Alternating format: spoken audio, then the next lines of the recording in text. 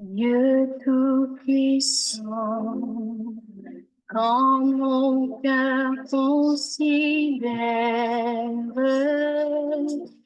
tout l'univers et pardon pour toi.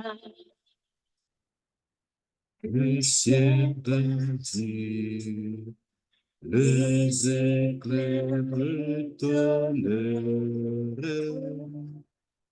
le clair matin ou les ombres du soir.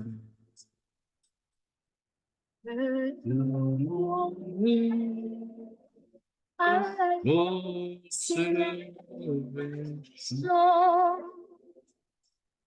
le Tout-Puissant, qui est dans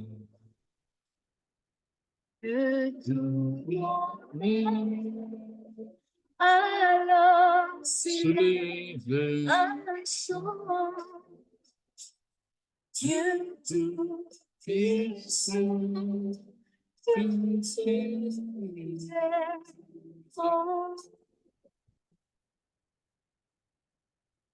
Salutations et bénédictions au nom combien merveilleux et puissant de notre Saint Rédempteur Jésus-Christ le Juste.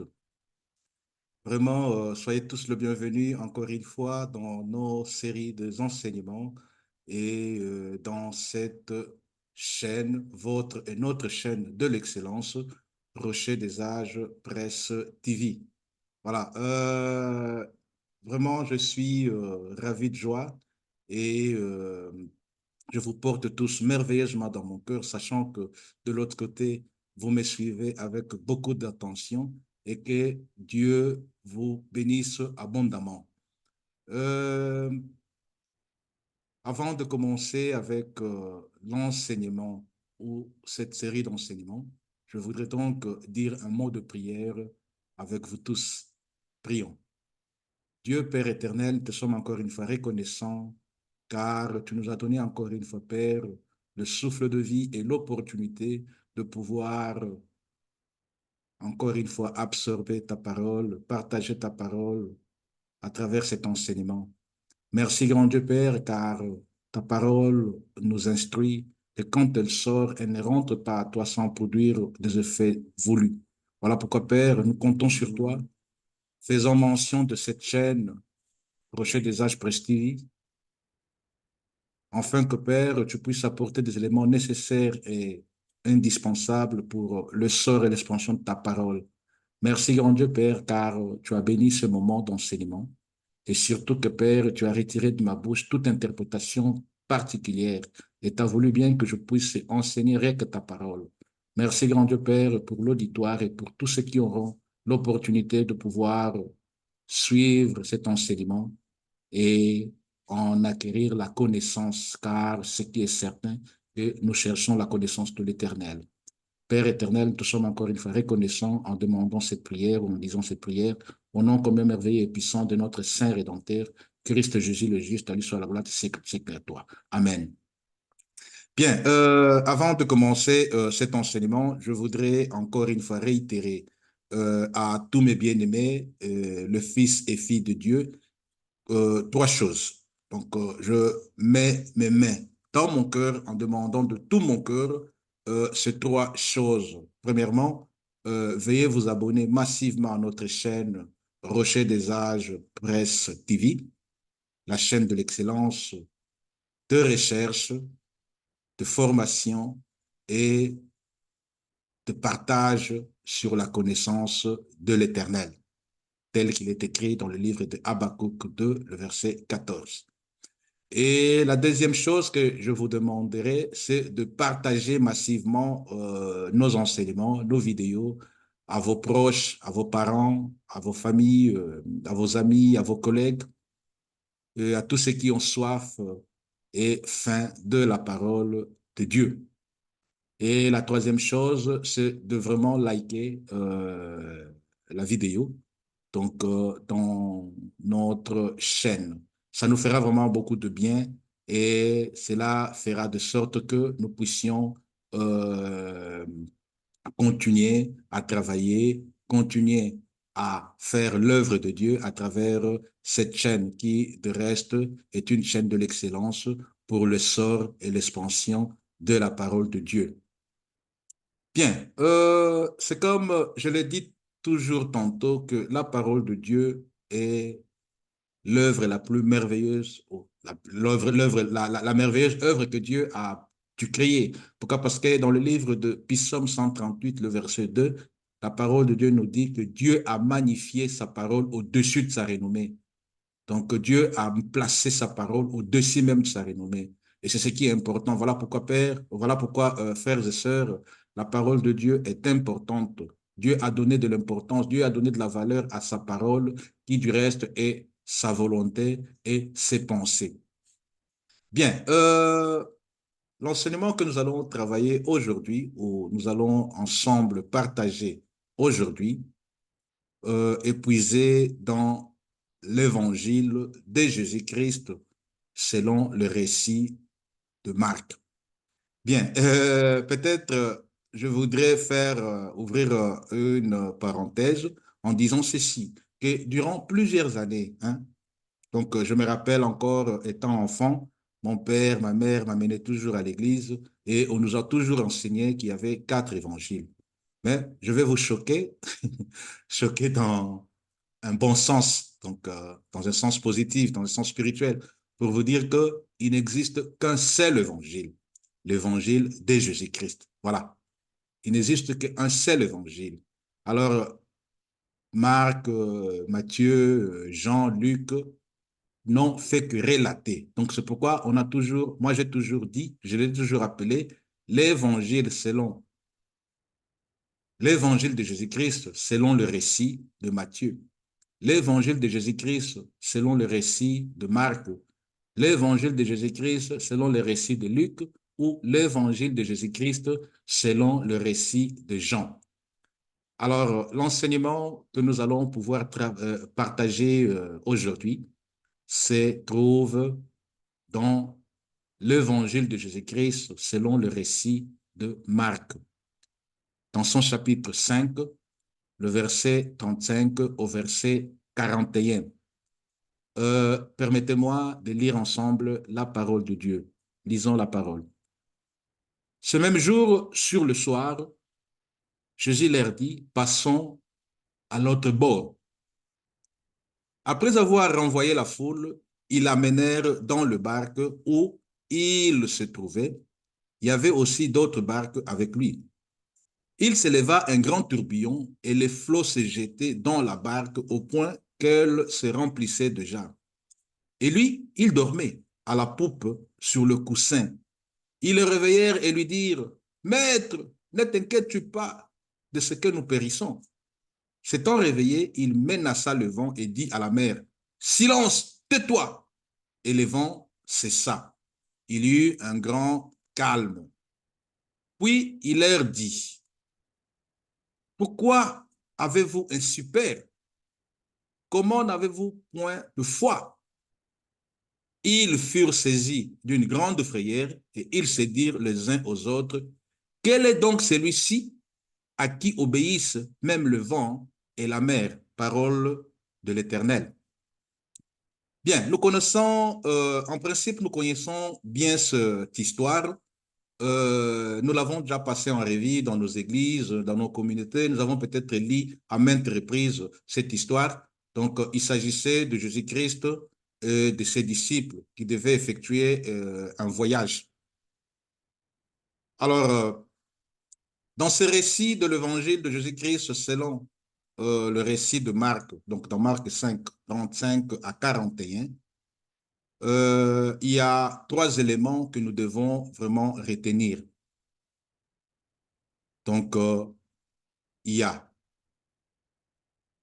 la tempête, donc le tourbillon, il y a les disciples et il y a le Maître Jésus-Christ. D'où nous tirons le thème de l'enseignement au verset 41, qui est une question. Quel est donc celui-ci? Quel est donc celui-ci? Voilà le thème de l'enseignement que nous allons devoir partager aujourd'hui dans le cadre de notre et votre chaîne de l'excellence, Rocher des Âges, Presse TV. Je répète le thème, quel est donc celui-ci? C'est ça le thème que nous allons devoir partager ensemble. Bien, c'est comme je disais tantôt, dans ce récit ou dans ce passage de l'évangile de Jésus-Christ selon les récits de Marc, il y a trois éléments qui sont fondamentaux plutôt. Il y a d'abord tourbillon ou la tempête, il y a les disciples et il y a le maître, donc Jésus-Christ. Bien, je vais parler un peu de tempête ou tourbillon. On voit cela dans le verset 37 où il dit, il s'élevant un grand tourbillon et les flots se jetaient dans la barque au point qu'elle se remplissait déjà. Bon, un tourbillon, c'est un vent violent, hein, c'est un vent violent qui, de fois, agite les océans, agite la mer, agite les rivières, et cela provoque des ondes, cela provoque des vagues. Donc, la Bible parle de tourbillon, mais moi, je vais parler de cela avec un terme plus simple, tempête. Donc, tempête, c'est un vent très fort. Et la tempête, comme une intempérie, a toujours créé de désastres, a toujours créé de désolation quand elle apparaît. Donc, ayant la tempête, nous voyons les arbres se déraciner, les infrastructures tomber, et voilà, cela cause vraiment assez de dégâts. Donc, quand il y a la tempête, il y a vraiment la désolation. Nous avons vu souvent avec le tsunami, avec des ouragans qui sont arrivés au niveau des États-Unis, un peu partout en Asie, et voire même en Afrique, au Mozambique. Donc, c'est pas vraiment souhaité, les tempêtes. Pourquoi? Parce que ça crée une grande désolation, ça crée d'embarras, ça crée de dégâts énormes. Alors, dans la parole de Dieu, la tempête ou les tempêtes sont caractérisées par tout ce que nous connaissons comme difficultés, tout ce que nous connaissons comme épreuves, attaques. Donc, les tempêtes sont constituées par une série de épreuves que nous passons, nous vivons, des attaques, de troubles, de difficultés énormes qui apparaissent chaque jour dans nos vies. Donc, chaque situation anormale, chaque situation qui perturbe notre vie constitue une tempête. Donc, je pourrais peut-être parler de la mort d'une personne qui nous est chère, qui nous est proche, d'un cas de maladie, un fils qui se met dans la drogue, un accident de route, la pauvreté, la faim, la perte d'un emploi, le divorce, la stérilité. Donc, tout ça constitue ce que la Bible caractérise comme des tempêtes. Donc, je disais, des tempêtes sont des troubles, des tempêtes sont des épreuves, des tempêtes sont des difficultés ou toutes sortes d'attaques que nous sommes victimes ou nous subissons. Voilà. Les tempêtes, je peux le regrouper en deux catégories. Donc, la première catégorie, il y a ce que nous appelons les persécutions. Les persécutions, ce sont des genres de tempêtes qui sont les pressions, donc des pressions physiques. Donc, la maladie, la faim, un accident terrible, une agression. Donc, tout ce qui touche le physique est une persécution. Donc, ça fait partie de catégorie de tempête. Et l'autre catégorie, la deuxième catégorie, ce sont des tribulations, donc des pressions mentales. Donc, la différence entre persécution et tribulation est que la persécution, ce sont des pressions physiques. Donc, quand je disais la maladie, l'agression, l'accident, donc tout ce qui touche nos corps physiques, tout ce qui touche la partie physique. Alors que les tribulations, ce sont des pressions mentales. la faillite, perte d'emploi, la séparation d'un couple. Donc, tout ce qui moralement nous perturbe, tout ce qui nous touche, tout ce qui nous crée la désolation et affecte nos intelligences, ce sont des pressions mentales, donc des tribulations. Donc, ce sont les deux grandes catégories que je pourrais peut-être avancer pour notamment indiquer ou présenter les tempêtes selon l'acception biblique. Mais nous devons aussi noter qu'il y a quatre caractéristiques, donc quatre caractéristiques importantes au sujet des tempêtes. Donc, je parle de tempêtes sous son acception biblique et dans le domaine spirituel. Voilà, les tempêtes sont premièrement inévitables. Donc ça, c'est la première caractéristique. Les tempêtes sont inévitables. Qu'on soit roi, qu'on soit reine, qu'on soit président, qu'on soit première dame, qu'on soit riche, qu'on soit pauvre, qu'on soit adulte, qu'on soit enfant. Donc les tempêtes sont inévitables. Personne ne peut dire que non, moi je suis très riche et je vais éviter ou les tempêtes sont évitables dans ma vie. Non. Personne ne peut dire aussi que je suis trop chrétien, je suis un fils de Dieu et que les tempêtes sont évitables. Non, les tempêtes sont inévitables. Les tempêtes peuvent atteindre le croyant ou l'incrédule, peut atteindre le fils de Dieu ou le fils du ténèbre. Donc, ce sont deux situations, ce sont des épreuves, ce sont des tentations, ce sont des attaques qui sont inévitables.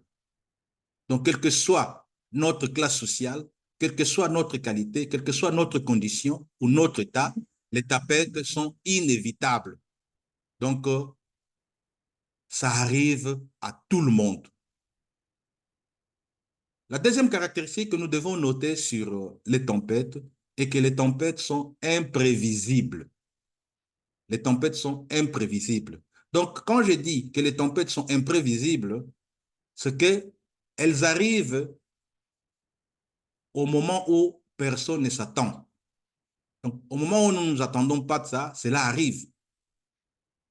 Je me lève le matin, je me lave, je prends la voiture pour aller au travail.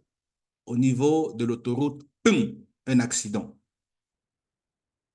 Donc, c'était quelque chose qui était imprévisible. Je ne comptais pas sur ça. Je me lève le matin, un coup de fil, une personne qui m'est chère vient de mourir. Je me lève le matin, après ma prière, il y a un enfant qui m'apparaît, papa, j'ai mal à la tête, j'ai mal à la gorge, je n'ai pas bien dormi. Donc, les tempêtes sont imprévisibles. Donc, quand elle arrive, euh, ça ne nous avertit pas.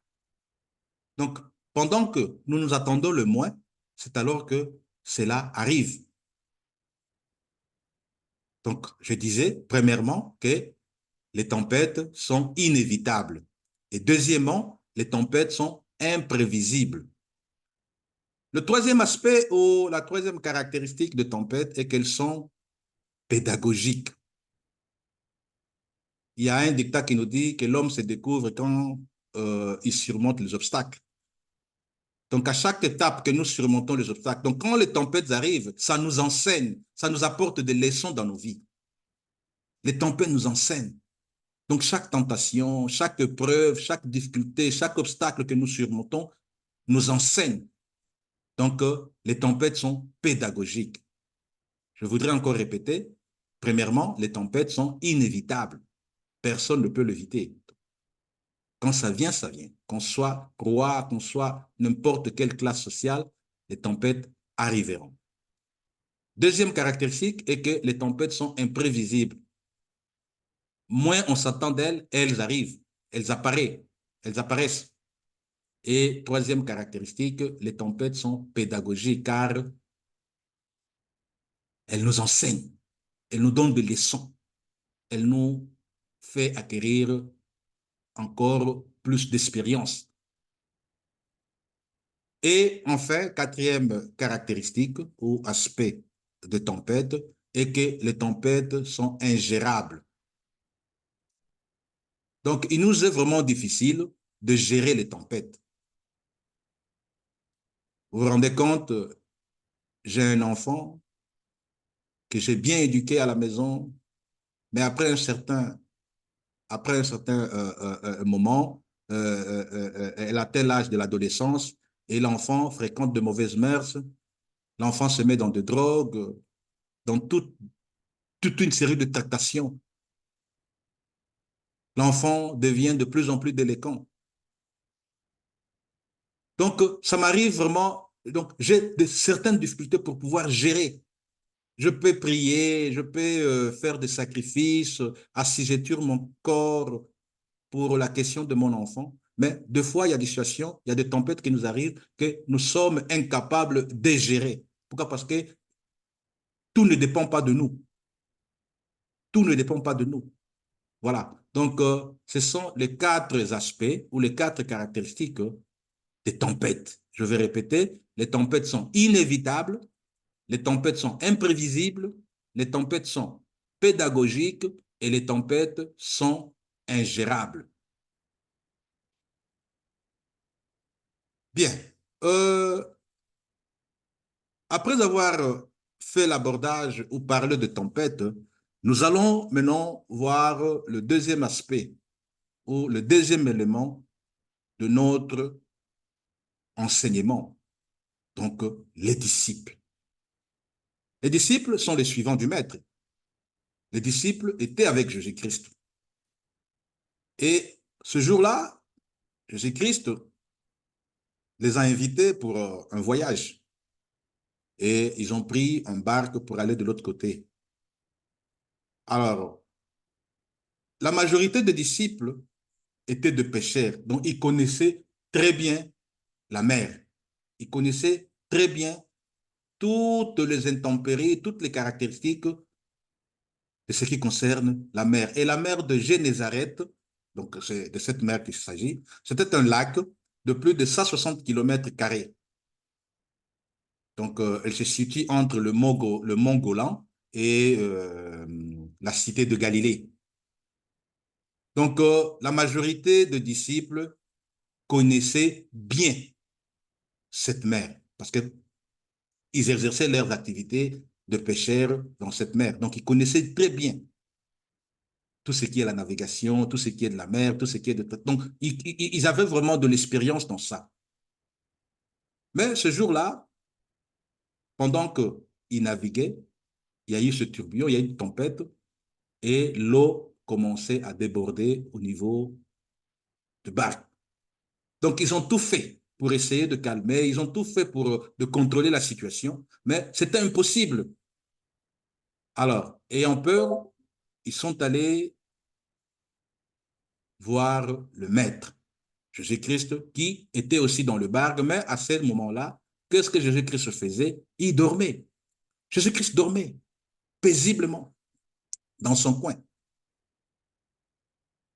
Alors, il y a une chose que je voudrais noter avec vous ensemble. Dans ce récit ou dans cette histoire, il y a trois grandes questions. Il y a trois grandes questions.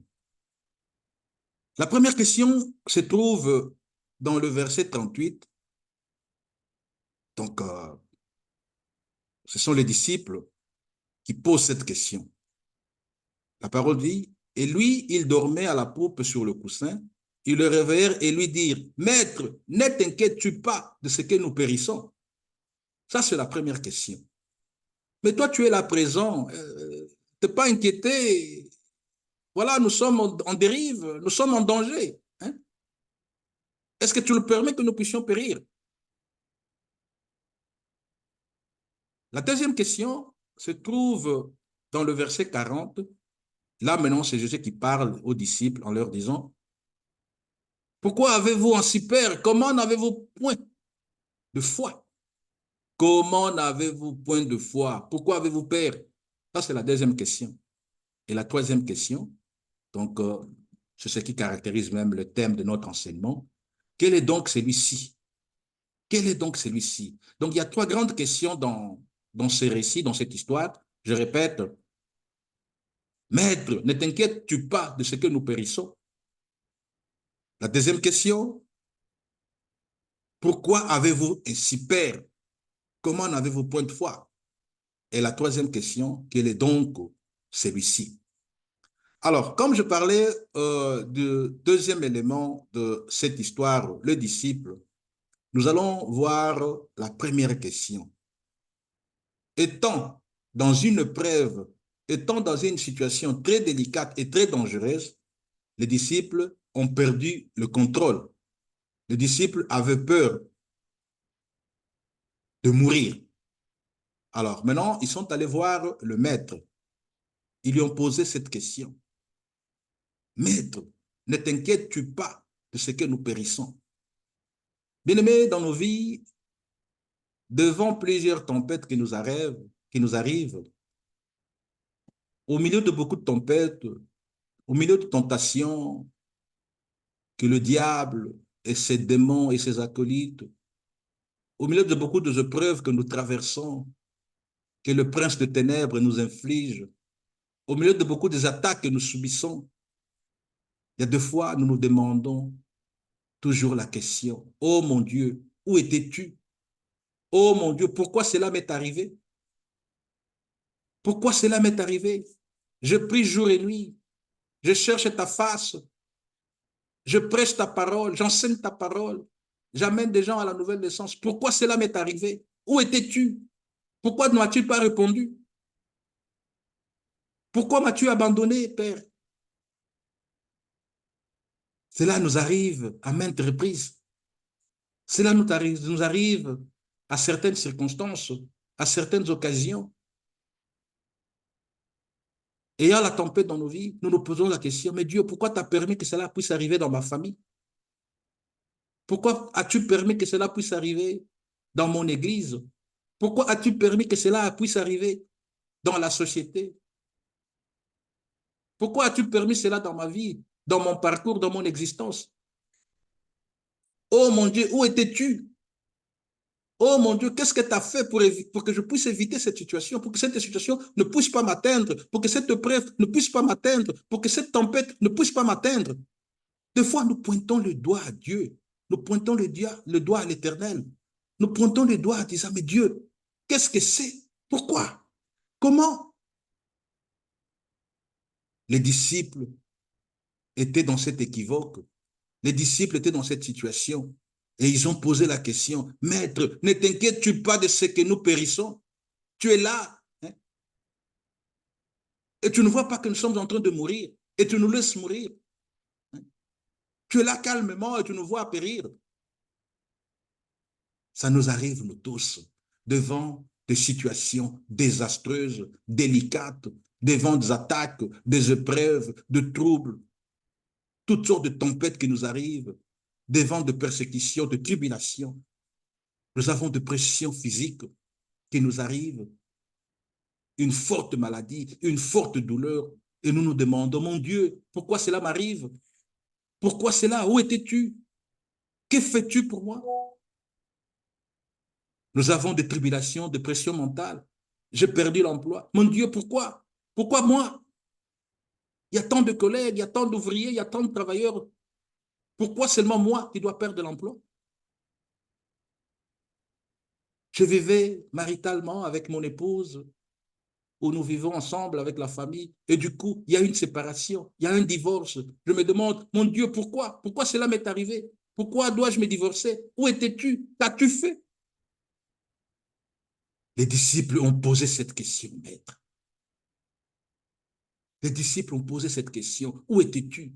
Bien-aimé, il nous arrive de fois qu'il y a des circonstances qui nous arrivent dans la vie, les tempêtes nous arrivent dans la vie et nous sommes débordés, nous sommes saturés, nous sommes éperdument lassés, nous nous sentons abandonnés,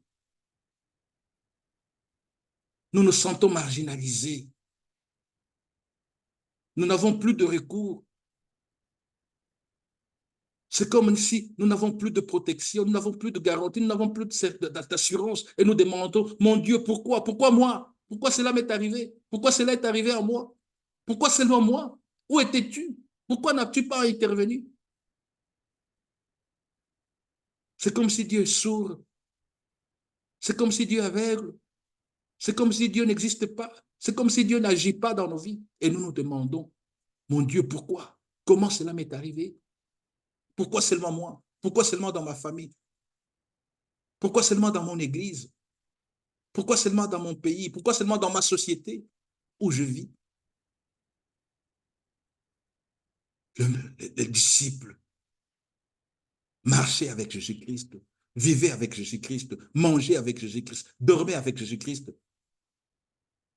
Mais devant cette situation de tempête, les disciples ont accouru à Jésus-Christ en disant, Maître, ne t'inquiètes-tu pas de ce que nous périssons? Qu'est-ce que tu fais? Ne peux-tu pas faire quelque chose? Est-ce vraiment aussi ton désir, ta volonté que nous puissions périr? Tu es là calmement et tu nous vois périr. Qu'est-ce que tu fais?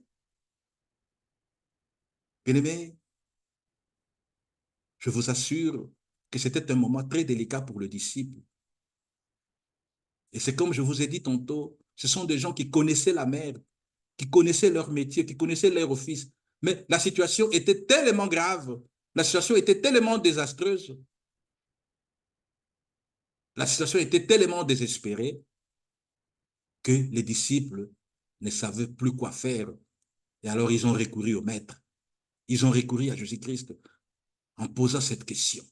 Maître, ne t'inquiètes-tu pas que nous périssons? Bien-aimé, cela s'applique à toi, cela s'applique à moi. Quand il y a des tempêtes dans nos vies, de foi, nous nous demandons, mais mon Dieu, j'assujettis mon corps, je traite durement mon corps. Pourquoi cela m'est arrivé? Mon Dieu, j'ai toujours payé ma dîme, j'ai toujours partagé, j'ai toujours donné mon offrande, j'ai toujours donné des dons et libéralités à l'Église. Mais pourquoi cela m'arrive? Où étais-tu? Qu'as-tu fait pour moi? Pourquoi n'as-tu pas intervenu? Pourquoi as-tu autorisé que cela puisse m'arriver dans la vie? Nous nous posons cette question à maintes reprises. Mais il y a une seconde question dans le verset 40 où Jésus-Christ, après avoir apaisé la mer, après avoir chassé les tempêtes, il a demandé à ses disciples, pourquoi avez-vous un si peur? Comment n'avez-vous point de foi? Bien-aimé, pourquoi Jésus-Christ a fait cette question ou a posé cette question à ses disciples? Jésus-Christ a posé cette question à ses disciples. Pourquoi? Parce que Jésus-Christ était la solution. Jésus-Christ savait qu'il y aurait cette tempête.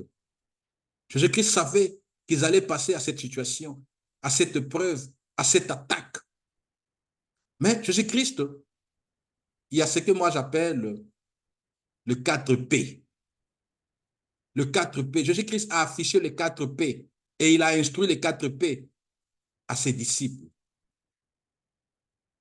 Le premier P, c'est la promesse. Quelle était la promesse? Nous voyons ça au verset 35. La promesse était qu'il devait voyager, aller de l'autre côté, de l'autre bord. C'est ça la promesse. La promesse était que nous allons atteindre l'autre bord. Donc l'autre marge. C'était ça la promesse. Quoi qu'il en soit, quoi qu'il y ait des tempêtes, la promesse était que nous allons arriver à notre destinée, aller de l'autre bord, de l'autre côté. C'est pourquoi ils se sont embarqués. C'était ça la promesse. Le deuxième P, c'était la présence de Jésus-Christ, la présence du Maître dans le bar. Jésus-Christ était présent. La présence de Jésus-Christ. Donc, premièrement, c'était la promesse. Jésus-Christ les a dit que nous allons de l'autre côté du marge. Nous allons traverser la mer. Nous allons traverser le lac Génézaret.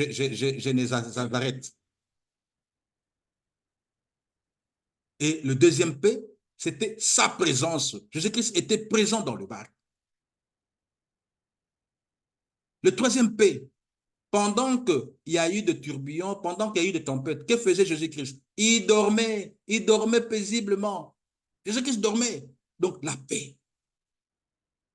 Le troisième P, c'est la paix. Jésus-Christ était en paix. Quoi qu'il y ait eu de tempêtes, quoi qu'il y ait eu de tourbillons, Jésus-Christ a enseigné la paix. Il a dit, je vous donne ma paix, je vous laisse ma paix. Non comme le monde le donne, mais la véritable paix. Il y a un verset qui nous dit dans la parole de Dieu, Dieu garde dans une paix parfaite celui dont l'intelligence est fixée vers lui. Et enfin, le quatrième P, c'est la puissance. Jésus-Christ avait la puissance. C'est pourquoi il a déclaré. Il a pris de l'autorité sur la situation, sur les tempêtes. Et tout s'est accalmé. Donc, je répète, Jésus-Christ devait enseigner à ces moments à ses disciples. Donc, ce que j'appelle le 4 P. Le premier P, c'est la promesse. La promesse était que nous allons traverser la mer, nous allons voyager, nous allons arriver à destination, là où nous allons. Le deuxième P, c'était la présence de Jésus-Christ, la présence rassurante de Jésus-Christ dans le barque. Le troisième P, c'était la paix. La paix. Jésus-Christ était en paix. Il dormait paisiblement. Et le quatrième P, c'était la puissance. Jésus-Christ a pris de l'autorité et à travers la puissance qui était en lui, il a déclaré et la mer s'est accalmée. Bien-aimés, nous devons avoir en vue ce principe de 4 P. Dieu a une promesse pour nous. Dieu a établi de promesses pour chacun de nous. Et nous devons atteindre nos promesses. Nous devons bénéficier de nos promesses. Dieu n'est pas un homme pour se repentir, ni un fils de l'homme. Dieu n'a jamais menti. S'il y a une chose qui est impossible à Dieu, c'est de mentir, c'est d'être infidèle à sa parole. Dieu, quand il promet, il réalise. Cela peut tarder, cela peut durer. Il peut y avoir des obstacles, donc des tempêtes. Mais quand Dieu promet, soyez rassurés que sa promesse se réalise toujours. Ce que Dieu veut, il peut le faire. Ce qu'il peut faire, il veut le faire. La promesse est là. La promesse est dans ta vie. La promesse est dans ma vie. Dieu a promis dans sa parole. Et si nous parcourons la parole de Dieu, il y a plus de 900 promesses dans la parole de Dieu. Dieu a promis de succès dans ta vie. Dieu a promis l'abondance dans ta vie. Dieu a promis la bonne santé.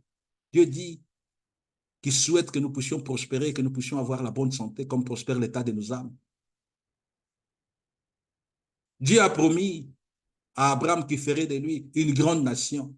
Mais Abraham a connu des obstacles, des tempêtes aussi dans sa vie. Nous devons croire aux promesses. La promesse est là et nous devons atteindre nos buts. Nous devons concrétiser les promesses que Dieu a préparées pour nous. Le deuxième point que Jésus-Christ a enseigné, bien aimé, nous devons toujours avoir en nous la présence de Christ, la présence de Jésus-Christ dans nos parcours, dans nos existences, dans nos affaires, dans nos démarches. Toujours la présence, avoir la présence de Jésus-Christ en nous, de Dieu en Christ, l'espérance de la gloire. Nous devons avoir la présence de Jésus-Christ. Nous devons considérer la présence de Jésus-Christ dans nos vies, dans nos actes, dans nos pensées, dans nos dires. Donc nous devons synchroniser nos vies avec la présence de Jésus-Christ. Nous devons harmoniser nos vies avec la présence de Jésus-Christ, sachant qu'il est présent partout, chaque heure, chaque minute, chaque seconde, chaque jour, chaque semaine, chaque mois, chaque année. Jésus-Christ est présent dans nos vies. Nous devons avoir la paix. Lui-même a dit que je retourne vers mon Père et je vous laisse ma paix. Non comme le monde le donne, mais ma véritable paix. La paix du cœur, la paix de Christ Jésus qui surpasse toute intelligence, qui garde nos cœurs en Jésus-Christ. La véritable paix. Le monde est en guerre, le monde est agité, le monde nous offre la tranquillité. Et cela est éphémère. On peut être tranquille d'un moment et après un certain temps, tout éclate, tout se dégénère.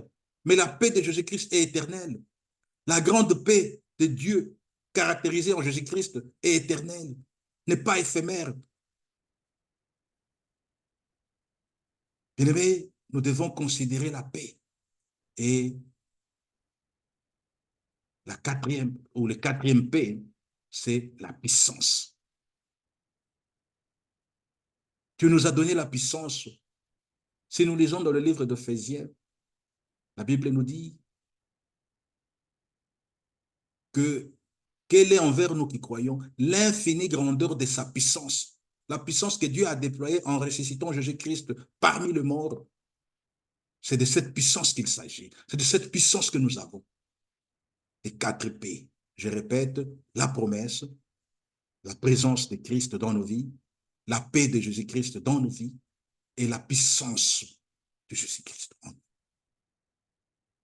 C'est vraiment indispensable. Les disciples étaient confrontés à cette situation. Les disciples étaient confrontés à cette attaque. Les tempêtes sont arrivées. Les tempêtes les a agités. Les disciples avaient peur. Ils ont perdu la foi. Mais Jésus-Christ les a redressés à travers la promesse, donc les 4 P, la promesse, la présence, la paix et la puissance. Bien aimé, chaque fois que nous avons des tempêtes dans nos vies, rappelons-nous de ces choses, que nous avons la promesse de Dieu en nous. Nous avons la présence de Dieu en Christ en nous. Nous avons la paix que Jésus-Christ nous a laissée, que Jésus-Christ nous a léguée.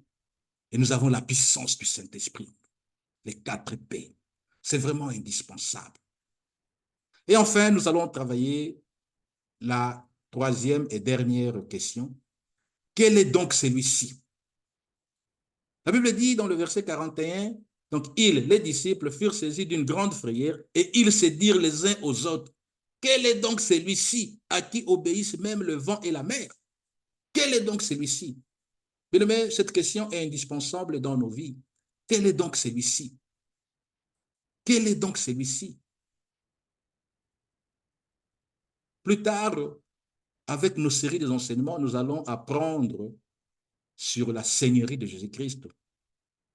C'est lui qui a dit à Pierre, tu es Pierre, mais c'est sur cette pierre, le rocher que je suis, je bâtirai mon église et les portes de l'enfer ne prouveront donc rien contre elle.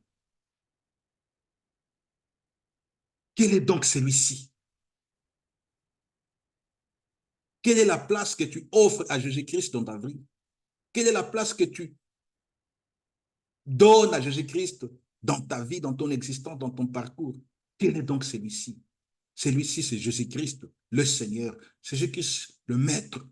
Jésus-Christ, le Roi de rois. Jésus-Christ, le Rédempteur.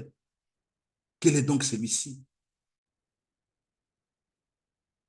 Quel est donc celui-ci qui est à la tête de l'Église? Quel est donc celui-ci dont le corps et l'Église constituent l'Église aujourd'hui? Quel est donc celui-ci qui nous rapproche de Dieu le Père? Quel est donc celui-ci qui fait de nous de nouvelles créations? Rappelez-vous, si quelqu'un est en Christ, il est devenu une nouvelle création. Les choses anciennes sont passées, voici toute chose est devenue comment? Nouvelle. Quel est donc celui-ci, ces grands maîtres qui nous enseignent à travers ses exemples, à travers son modèle, à travers sa foi, à travers sa persévérance, à travers sa position vis-à-vis de son Père, Dieu l'Éternel? Quel est donc celui-ci? Quel est donc celui-ci qui apporte des solutions à ta vie? Quel est donc celui-ci qui apporte la sérénité dans ta vie? Quel est donc celui-ci qui combat l'esprit de mort dans ta vie? Quel est donc celui-ci qui combat, qui brise le malédiction gérationnelle dans ta vie? Quel est donc celui-ci, ce grand sauveur, ce maître, le roi de rois, le rédempteur, le sauveur de l'humanité? Quel est donc celui-ci qui change le mal en bien dans ta vie? Quel est donc celui-ci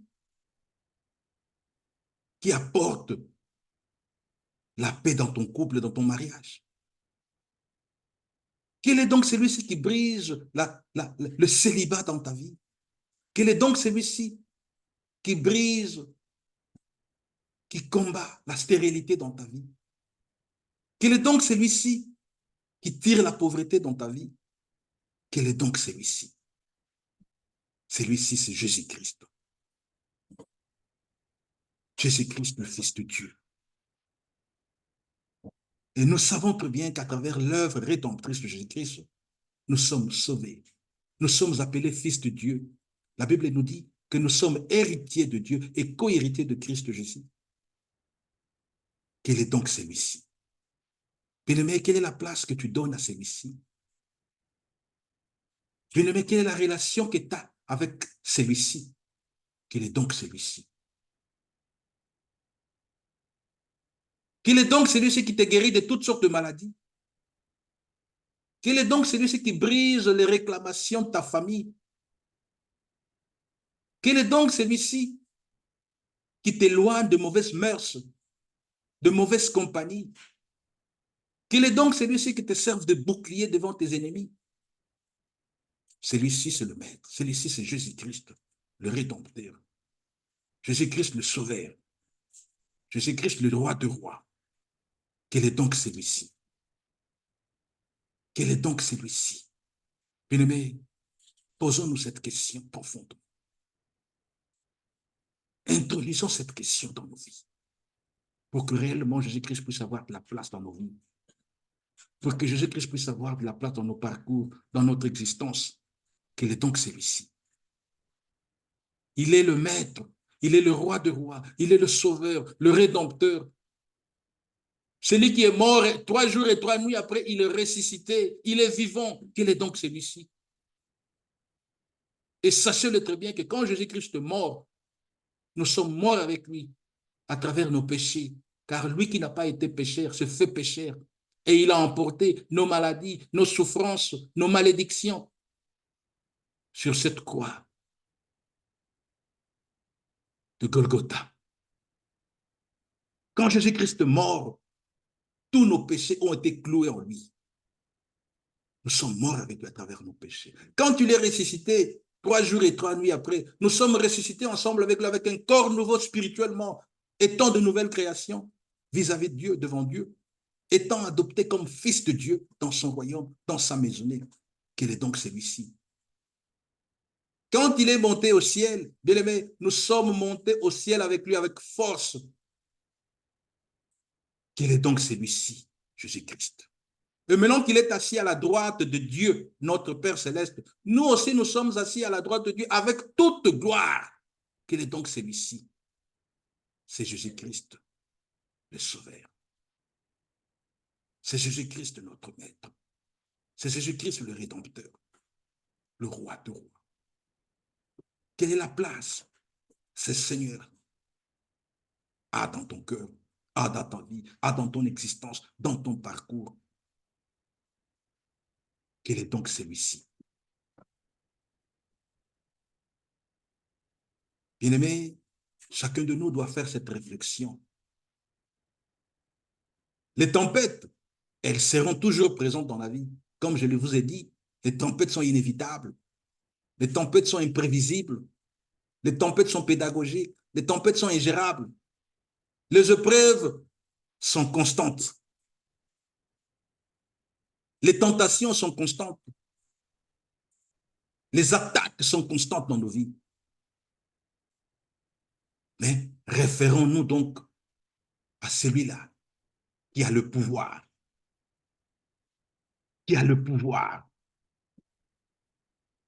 de briser toute tentation dans nous, qui a le pouvoir de neutraliser toute attaque de nos vies, qui a le pouvoir, qui a l'autorité sur n'importe quelle tempête qui nous arrive dans la vie, n'importe quelle persécution, n'importe quelle tribulation. Quel est donc celui-ci? Cette question est fondamentale dans ta vie. Cette question est fondamentale dans ma vie. Quel est donc celui-ci? Ô Éternel, merci pour ta parole. Merci pour cet enseignement qui a apporté la délivrance à tes enfants, Père éternel. Faisons de Jésus-Christ notre point de référence. Faisons de Jésus-Christ notre style de vie. Harmonisons nos vies. Soyons semblables à Christ. Soyons semblables à Christ. Et enfin, de dire, quel est donc celui-ci? Quel est donc celui-ci? Car Dieu a tant aimé le monde qu'il a donné son Fils unique. C'est celui-ci. C'est cet homme. C'est ce Seigneur. C'est ce Sauveur. Enfin que quiconque croit en lui ne périsse point, mais qu'il ait la vie éternelle. Et lui-même, il nous a dit, quiconque croit en moi fera des œuvres que je fais, et il en fera davantage. Il en fera de plus grandes. Donc si Jésus a vaincu les tempêtes, les épreuves, les difficultés, les persécutions, les tribulations, il nous a donné ce pouvoir, il nous a donné cette autorité. Quel est donc celui-ci? Bien-aimés, nous sommes grandement bénis avec cet enseignement, sachant que cela a apporté la délivrance, car la parole de Dieu m'a été enseignée que derrière chaque verset de l'Écriture, il y a toujours un principe. Et derrière chaque principe, il y a toujours une délivrance. Je répète, j'ai toujours appris que derrière chaque verset de l'Écriture, de la parole de Dieu, il y a toujours un principe. Et derrière chaque principe, il y a toujours une puissance. Et derrière chaque puissance, il y a toujours une délivrance. Notez cela. Je disais, derrière chaque verset de l'Écriture, derrière la parole de Dieu, il y a toujours un principe. Et derrière chaque principe, il y a toujours une puissance. Et derrière chaque puissance, il y a toujours une délivrance. Je crois fermement que cet enseignement a apporté la délivrance à toi, mon frère, à toi, ma sœur, à tous ceux qui ont soif, à tous ceux qui ont faim de la parole de Dieu. Nous référons toujours à cette question. Quel est donc celui-ci? Quel est l'impact de celui-ci dans ma vie? Quelle est l'impactation que celui-ci a apporté dans ma vie?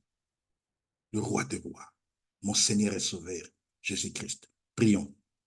Dieu Père éternel, nous sommes encore une fois reconnaissants pour ce moment d'enseignement que tu as guidé toi-même de début jusqu'à la fin. Merci grand Dieu Père, car tu viens de nous enseigner au sujet de tempête, au sujet de la foi. Père, tu viens de nous enseigner sur la Seigneurie de Jésus-Christ et l'importance que nous pouvons attacher à lui. C'est référent en nous dans quel est donc celui-ci. Merci Père éternel, car il est vrai que Père, ta parole ne sort jamais sans produire des effets voulus. Fais de sorte que chaque fille, chaque fils, partout dans le monde qui sera à mesure d'entendre ta parole à travers cet enseignement, puisse se réjouir et puisse trouver des solutions à ce problème, à sa vie, ses référents, à ces grands principes. Quel est donc celui-ci? Père éternel, Père de bonté, Père de miséricorde, merci pour cette chaîne que tu fais croître davantage. Merci, grand Dieu Père, pour ton appui spirituel et tous tes fils et filles qui contribueront pour l'essor et l'expansion de ta parole à travers cette chaîne, Rocher des Âges Presse TV. Nous te remercions en demandant cette prière au seul nom merveilleux et puissant de notre Saint Rédempteur, Christ le juste, soit à toi. Amen.